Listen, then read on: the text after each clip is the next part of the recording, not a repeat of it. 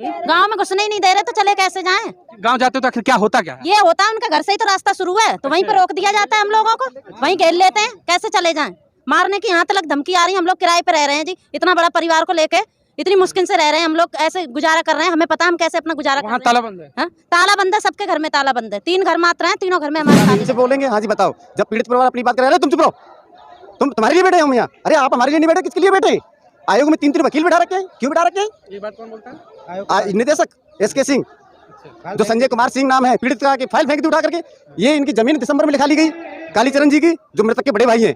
इन्होंने बेचारों ने थाने गए, थाने में उठा करके इनको बंद और कर लिया, उल्टा शिकायत करने के लिए। 2019 में हत्या करी गई थी जमीन के पीछे, और क्या कहते हैं सारी जमीन छीन ली। आज ताऊ जी हैं, मेरे पिताजी 3 भाई थे, 3 उनकी जमीनें छीन ली। पिताजी को शिवराज वाल्मीकि को जमीन के पीछे मार दी। न्याय की तो बात छोड़िए, गांव से उल्टा सब पूरे परिवार को ताला। देश की सच्चाई सच छुपने नहीं देंगे। नमस्कार, मैं राहुल, देश की सच्चाई में आप सबका एक बार फिर से स्वागत है। जंतर मंतर पर इस समय उत्तर प्रदेश योगी सरकार जो है, डबल इंजन की सरकार से कुछ लोग चल करके दिल्ली के जंतर मंतर पर आए हैं। न्याय की गुहार है जमीन कब्जा को लेकर के। जी हाँ, उत्तर प्रदेश की जब भी बातें आती हैं तो बुलडोजर मॉडल में कहते हैं कि अगर कब्जा किया जमीन पर तो बुलडोजर चल जाएगा। आज हमारे साथ वाल्मीकि समाज से वो दलित परिवार है जिसकी जमीन को कुछ दबंगों ने कब्जा कर लिया, लेकिन अफसोस है कि बुलडोजर अभी तक उनके घर तक पहुंचा नहीं। पूरा परिवार देखिएगा, पूरा का पूरा कुनबा ही है, लगभग 12 लोगों का आज जंतर मंतर पर है। अपने घर को छोड़कर भागने के लिए भी मजबूर हो गए हैं, क्योंकि सत्ता शासन ने इनकी बातों पर ध्यान नहीं दिया। तो दिल्ली पहुंचे हैं, देश की राजधानी है। हम प्रयास करेंगे कि इनकी बातें मुखिया माननीय योगी आदित्यनाथ तक पहुंचे और वो बुलडोजर का मुख कम से कम उन अपराधियों के घर तक भी जाए। क्या मामला है? कोई किसने जमीन कब्जा किया यूपी में आपकी? यादवन ने छीन ली, यादवन ने जमीन छीन ली है। पति मेरे मार दे, मर्डर कर दे, वो गाँव से भगा दे बच्चा मेरे। नवेड़ा में छिप के रह रहा है, यहाँ भी धमकी आ रही है सर। दबक के रह रहा है, खानों बटवे आते हुए तो खानों बाल करने को मांग के खवा रहा है, और दबक के रह रहा है। बाल करने को मजूरी करवे ना जानते रहे, डर के मारे। कब का कब्जा हुआ है जमीन? जमीन जी जब पे जाके पिताजी मारता तभी तो जमीन पे कब्जा कर हुआ है। चलिए देखिए, वो रोता हुआ चेहरा है, सिसक रहा है जमीन को लेकर के। और भी लोग से बात करेंगे। आप क्या लगेंगे उनके जो जमीन आप लोग, आपके पिता किसकी हत्या की बात हो रही है? पिताजी 2019 में हत्या करी गई थी जमीन के पीछे, और क्या कहते हैं सारी जमीन छीन ली। आज ताऊ जी हैं, मेरे पिताजी 3 भाई थे, 3 उनकी जमीनें छीन ली। पिताजी को शिवराज वाल्मीकि को जमीन के पीछे मार दी। न्याय की तो बात छोड़िए, गांव से उल्टा सब पूरे परिवार को ताला लगाने मजबूर कर दिया कि अगर आवाज़ उठाओगे तो तुमको मार दिया जाएगा, और कहीं भी जाके हमारी कोई शिकायत मत करना, क्योंकि तुम्हारी सुनवाई हम कहीं भी नहीं होने देंगे। क्या ये जमीन का विवाद कोई पुश्तैनी था आप लोगों का उनसे, या फिर ऐसे ही जमीन का आपके ऊपर कब्जा किया गया है? सर कोई पूछते ही नहीं, वो तो लोग ये सोचते हैं कि तुम हमारे सामने जमीन नहीं करोगे, तुम हमारे सामने सर हमारा झूठन उठाओगे, हमारे गोबर कूड़ो करोगे, तुम साले कब से जमीन हमारे सामने करने लगे, हम चौधरी हैं। इस तरीके की भाषा करते हुए नहीं, साहब 2 बीघा ये तो जमीन है, उसमें कर खाने दीजिए, कि नहीं तुम हमारा गोबर कूड़ा करिए और हमारा जो काम है और काम है उनमें वो काम करिए। इसी काम को करने लायक हो आप, ये काम कर सकते हो आप बस। तो देखिएगा, स्वतंत्र भारत दलित समाज कहते हैं कि मुख्य धारा में है। देश की जो इस समय मौजूदा दौर के राष्ट्रपति हैं उसी समाज से भी आती हैं। और ये देखिएगा, वो वाल्मीकि समाज है। कहा जाता है कि तुम गोबर और पता नहीं क्या क्या निचले स्तर के काम के लिए ही पैदा हुए, यही करना पड़ेगा। अपनी ही जमीन से हाथ धो बैठे। सवाल बड़ा उठता है, चुनाव में इन्हीं दलितों को लेकर राजनीति होती है, तो क्या चुनावी समय में ही केवल दलित याद आएंगे? क्या देश की राजनीति में अगर अपनी ही जमीन को जोतने और बोने जाएंगे तो ये हालात होंगे क्या कि घर छोड़कर भागना पड़ेगा? भागना पड़ेगा, जब न्याय नहीं मिलेगा तो भागना ही पड़ेगा भाई। आदमी, हमारे जैसा आदमी कहाँ भागेगा? थाने जाएगा, थाने से उठेगा तो जिला तक जाएगा, इससे आगे उसको कहाँ जाने का रास्ता मालूम होता है? थोड़ा बहुत आप जैसे लोग कोई सहयोग करके बता दे कि आप चले जाओ, आपका तो आयोग बना हुआ है, राष्ट्रीय अनुसूचित जाति आयोग। दिल्ली भी आए, हेयरिंग लगवाई जैसे तैसे करके। हेयरिंग में वो SK सिंह बैठे हुए निदेशक, वो बड़ी बड़ी आंखें करके बैठते, दारू पिए होते। वो जो पीड़ित परिवार को तो बाद में मिलेंगे, पहले वहाँ से जो जिला से अधिकारी आते हैं उनसे साठ-गांठ करते हैं, अकेले कमरे में बंद मीटिंग करते हैं 5-10 मिनट, 15 मिनट, 20 मिनट। उसके बाद इनसे बोलेंगे। हाँ जी बताओ, जब पीड़ित परिवार अपनी बात करे, अरे तुम चुप रहो, तुम्हारे लिए बैठे हम यहाँ। अरे आप हमारे लिए नहीं बैठे, किसके लिए बैठे? आयोग में 3 वकील बैठा रखे हैं, क्यों बैठा रखे हैं? ये बात कौन बोलता है? निदेशक SK सिंह, जो संजय कुमार सिंह नाम है, पीड़ित का फाइल फेंक दी उठा करके। ये इनकी जमीन दिसंबर में लिखा ली गई कालीचरण जी की, जो मृतक के बड़े भाई हैं, इन्होंने बेचारों ने थाने गए, थाने में उठा करके इनको बंद और कर लिया, उल्टा शिकायत करने के लिए गए तो थाने में और बंद कर लिए कि 420 से मुकदमा कराए। अरे भाई एक बात बताओ, आप पीड़ित परिवार कहाँ जाएगा, थाने में नहीं जाएगा? कहते हैं यहाँ क्यों आ रहे हो, हम तुम्हारे लिए बैठे हैं। आयोग में गए जी, आयोग में SK सिंह जी कह रहे ये बुड्ढा कौन है? अरे आपके पिता के उम्र के आदमी को आप कह रहे बुड्ढा कौन है? और दारू पी के इतनी बड़ी बड़ी आंखें, एकदम ऐसा करके जो छोटा पूरा आदमी डर जाए। सर ये कि जिस शेड्यूल कास्ट को बनाया गया है कमीशन में हम आपकी माँ सुनवाई है, आपको हर संभव न्याय मिलेगा। लेकिन आज हम उन्हीं लोगों को देखते हैं कि पैसे से अपनी जेब में भरी जा रही है और हम जैसे लोगों को बाहर का रास्ता दिखाया जा रहा है और गाली गलौज करके दिखाया जा रहा है। हमारी बूढ़ी माँ संग गई थी, इस तरीके से हमें फटकारा गया था कि तेरे बाप का मरने का पैसा मिल तो गया है। मैंने कि सर पैसी बात ना, न्याय की बात है कि चलो मौज लो जाके और जमीन चलो हटाओ।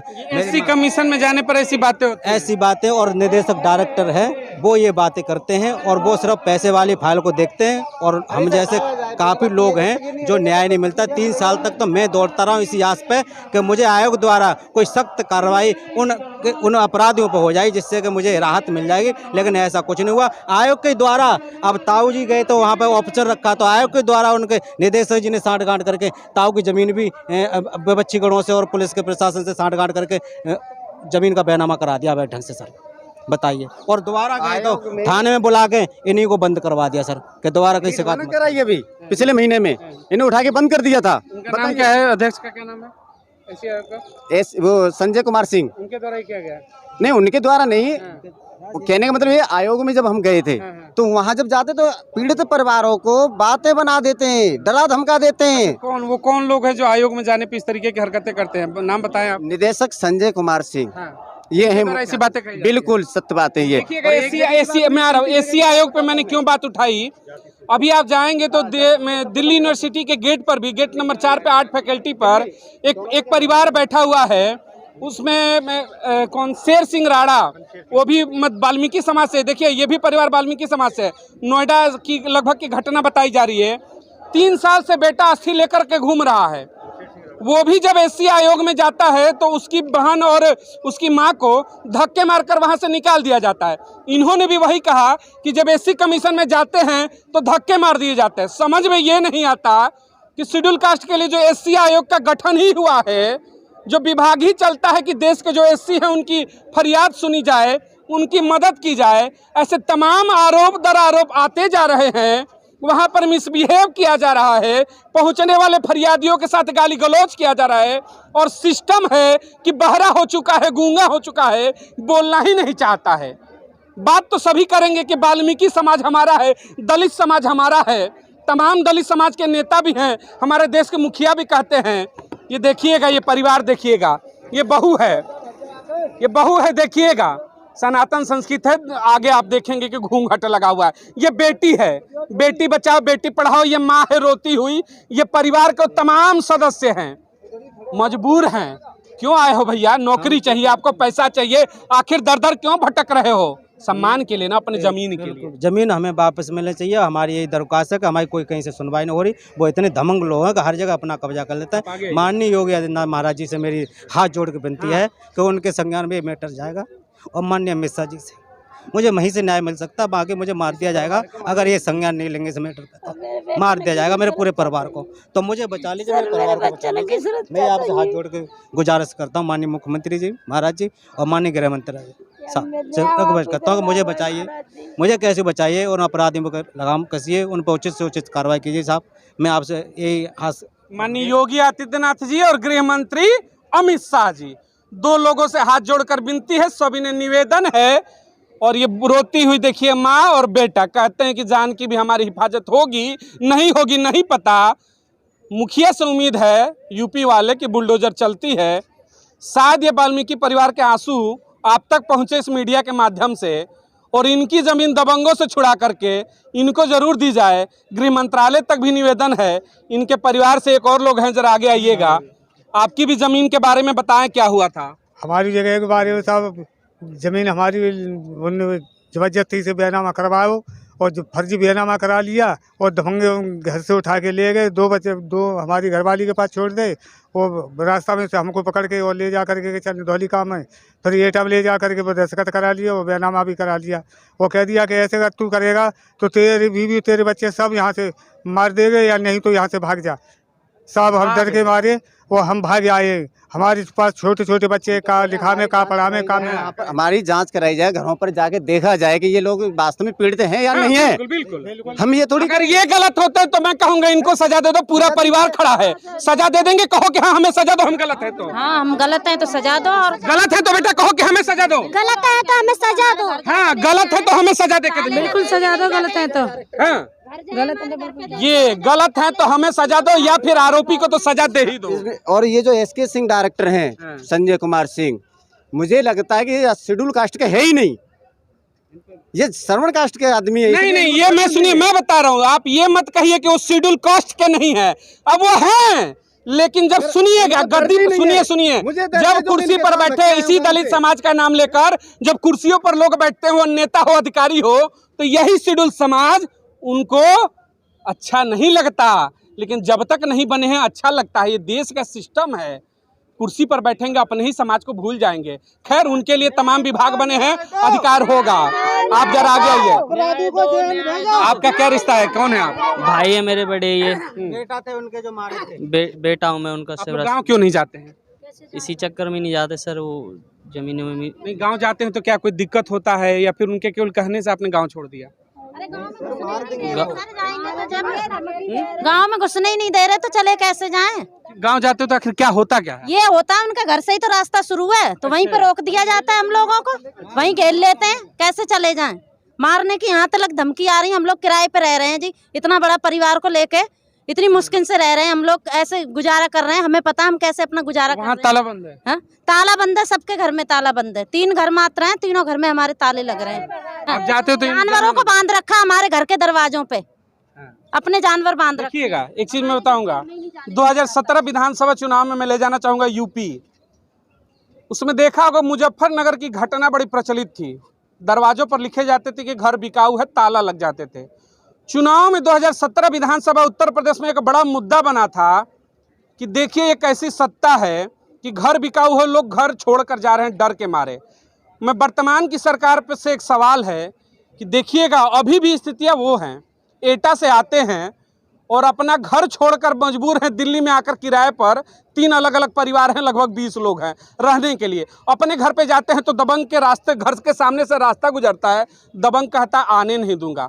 मैं नहीं जानता कि पुलिस प्रशासन ने कितनी मदद की नहीं की, लेकिन अब जरूर करिएगा क्योंकि वो चेहरे हैं, सुनने में बड़ा मजा आता। क्या ही है जमीन कब्जा हो गया? नहीं, यकीन मानिएगा जिस दिन आपके परिवार के साथ, आपके साथ ऐसी घटना होगी, आंखों में आंसू आएगा और आपकी भी उम्मीदें पुलिस प्रशासन और सत्ता से होगी। और पुलिस प्रशासन और सत्ता जब आपकी मदद नहीं करेगी तो आप भी रोओगे, ऐसे सड़कों पर रहोगे। तो मैं उम्मीद करूंगा उत्तर प्रदेश शासन से, माननीय मुख्यमंत्री योगी आदित्यनाथ से, माननीय गृह मंत्री जो उत्तर भारत सरकार के हैं अमित शाह जी, आप सबसे निवेदन है कि इन चेहरों को देखिएगा। ये भविष्य है, जिस भविष्य की हम बात करते हैं आज सड़कों पर है, शरीर पर कपड़े भी नहीं मिल पाएंगे, स्थितियां ऐसी बन रही हैं। तो ऐसे भारत की नींव ना ही पड़े तो बेहतर है। हम कहते हैं विश्व गुरु बनेंगे, G20 का हमने सफल मेजबानी किया, तो वाकई में विश्व गुरु बनेगा अगर ऐसे परिवार भी अपने घरों में रहे, सुरक्षित रहे, निर्भीक रहे तभी।